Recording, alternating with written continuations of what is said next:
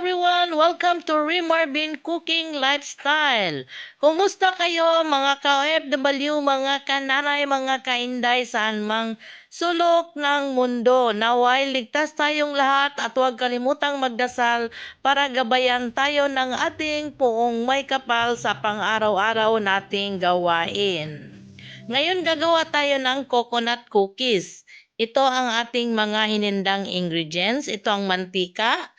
Ito ang coconut flakes, ang sugar, salt, milk, baking powder, vanilla, ating coconut or milk at saka ang ating flour.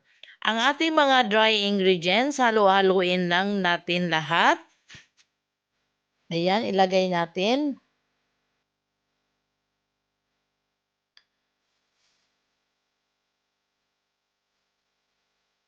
Ito ang ating dry coconut. Pwede kayong gumamit ng fresh coconut pag mayroon. Mas masarap ito pag fresh coconut ang ginamit natin. After natin malagay lahat ang ating mga ingredients with the oil or pwede kayong gumamit ng butter. Ayan, atin lang i-mekos-mekos, halu-haluin. Then maglagay tayo ng kunting hole sa gitna at ilagay natin ang ating fresh milk. Ang ating fresh milk is 1/2 cup lang yan. Pero tansyahin lang natin dahil hindi lahat ng harina or flour is maano sa tubig. Yung iba ayaw ng masyadong tubig, yung iba naman matakaw sila sa tubig or sa milk. Ayan, din natin lang yan siyang halu-haluin hanggang maka-form tayo ng dough. Ang dough natin is hindi dry at hindi rin watery. Yung tamang-tama lang na dough para makagawa tayo ng cookies. Ayan, halu-haluin lang natin. Sa hindi pa nakasubscribe sa ating channel, just click the subscribe button and notification bell para ma-notify kayo sa ating mga newly uploaded recipe and video. Ayan, continue lang ang ating pagmekos-mekos. Then dito, last nating ilagay ang ating baking powder. Atin na siyang halu-haluin by hand para mag-well combine lahat ng ingredients kasi ang spatula is hindi na niya kaya. Ayan, iganyan lang natin, halu-haluin.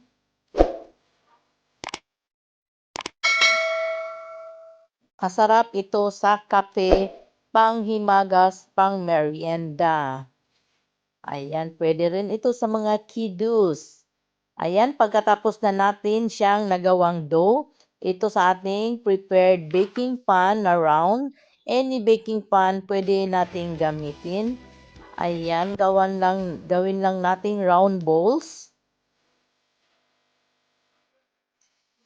Depende sa anong size. Ako hindi ko na sinukat kasi kakainin lang naman namin yan ang ating coconut cookies.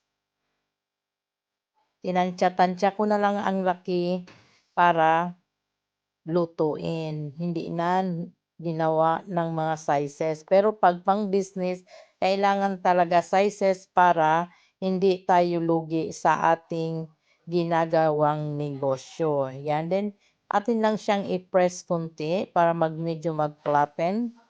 Then, continue ang ating paggawa ng round balls. Sa hindi pa nakasubscribe sa ating channel, just click the subscribe button and notification bell para ma-notify kayo sa ating mga newly uploaded recipe and video.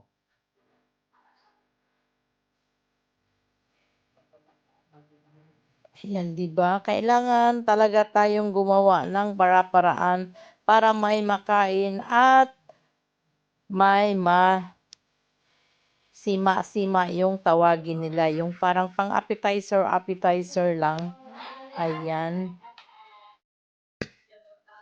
Lalo na sa Pilipinas, pag tag-ulan or andyan lang tayo sa bahay, kailangan natin instead of chichirya, ito ang gawin natin. Kaysa bumili pa tayo, pwede naman tayong gumawa sa bahay.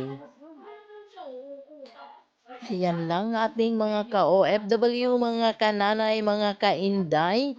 Ayan, continue lang ang ating paggawa ng ating coconut cookies. Masaya akong gumagawa ng mga ganito kasi syempre napapasaya ko ang aking mga kasamahan dahil may makain sila. Lalo na sa mga ulam or niluluto sa kusina, masaya sila pag may nakakain sila. Anin kasi kami lahat dito, ikapito ang tsuper. Kaya gustong-gusto nila pag may ginagawa ako ng mga ganito dahil may makakain sila at mamerienda. Ayan, pagkatapos na nating nagawang shape-shape, napapreheat na ang ating oven. Ilagay natin yan siya. Iluto lang natin yan siya ng mga 10 to 15 minutes or hanggang mag-golden brown.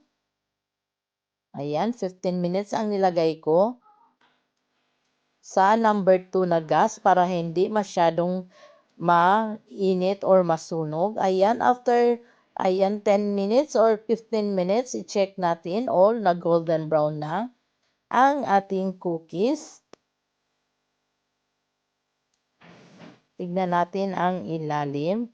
Ganito pag okay, pag ganito ng ating cookies, pwede na yan siyang hanguin.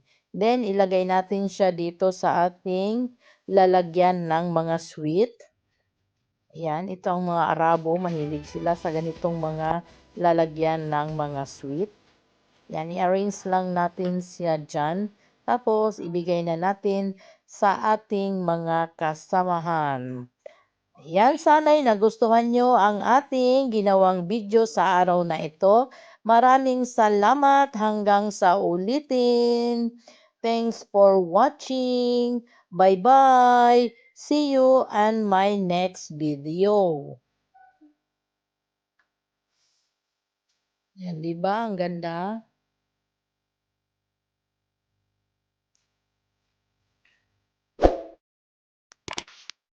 Crispy and fluffy.